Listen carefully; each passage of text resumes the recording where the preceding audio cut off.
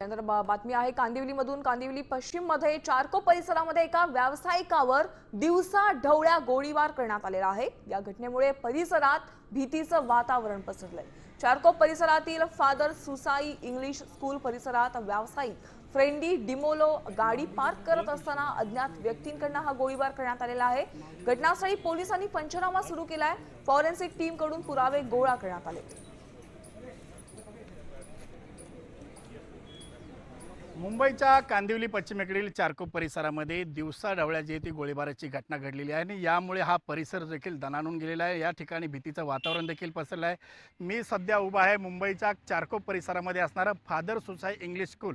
याच ठिकाणी दुपारी साधारणपणे 1:15 वाजण्याच्या सुमारास व्यावसायिकाचा जो एक भागीदार होता, त्या भागीदाराच्या या ठिकाणी गाडी पार्क करण्याचा प्रयत्न या ठिकाणी बाईकवरून जे 2-3 अज्ञात इसम आले होते त्यांच्याकडून जो आहे तो व्यावसायिकाच्या भागीदारावरती ज्या गोळीबार करण्यात आला होता आणि यामध्ये 2 गोळ्या त्याच्या पोटामध्ये शिरल्यानंतर तो गंभीर जखमी झाला।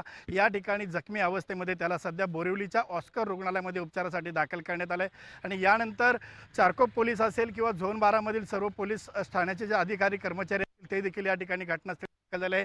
स्वतः डीसीपी संदीप जाधव देखील या ठिकाणी घटनास्थळी झाले। फॉरेन्सिकची टीम देखील आलेली आहे आणि फॉरेन्सिकच्या टीमकडून जे आहे ते या ठिकाणी जे काही गोळीबाराची घटना घडल्यानंतर जे काही पुरावे होते ते पुरावे देखील गोळा करण्याचं काम जे आहे ते फॉरेन्सिक टीमकडून करण्यात आलेले आहे।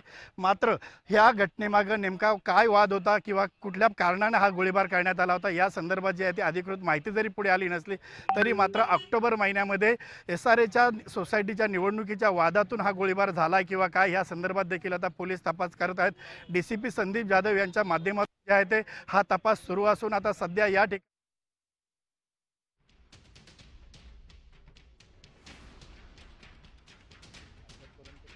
एक जणाला गोळी मारलेली आहे अशीच माहिती आहे। ज्याला जखमी झालेला आहे तो हॉस्पिटलमध्ये गेलेला आहे, स्वतः गाडी ड्राईव्ह करून गेलेला आहे। त्याच्यावरती हॉस्पिटलमध्ये ट्रीटमेंट चालू आहे। ज्यांनी मारलंय त्यांचा शोध घेण्याचं काम पोलीस करत आहे। आरोपींचा शोध घेण्यासाठी 12 टीम्स तयार केलेल्या आहेत। लोकल पोलीस पण आहेत, क्राईम ब्रांचचे पण लोक आहेत। फॉरेन्सिकची टीम येऊन त्यांनी जागेचं निरीक्षण केलेलं आहे आणि त्यांनी काय पुरावे सापडतात तपासत आहे।